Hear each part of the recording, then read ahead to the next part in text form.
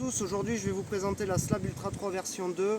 Alors je vais être honnête avec vous, ça fait longtemps que j'ai pas testé des modèles trail de la marque Salomon. J'ai surtout testé des modèles route et la dernière c'était la Slab Fantasme. D'ailleurs je vous présenterai la Slab Fantasme CF prochainement.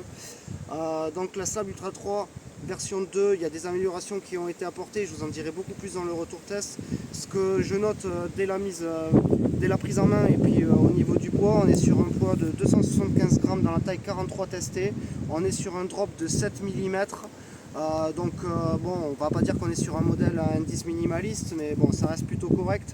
On est sur un modèle qui est vraiment très souple sur le niveau de l'avant-pied. On est sur le célèbre contact grip au niveau de la semelle extérieure pour une super bonne adhérence. Voilà, c'est indiqué ici.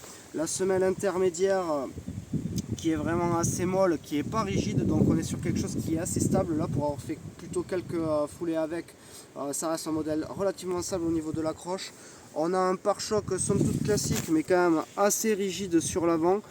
Salomon collabore à présent avec Matrix et ça c'est peut-être une des nouveautés sur la Slab Ultra 3. Matrix est quand même réputé pour ses mèches ultra respirants et super robustes.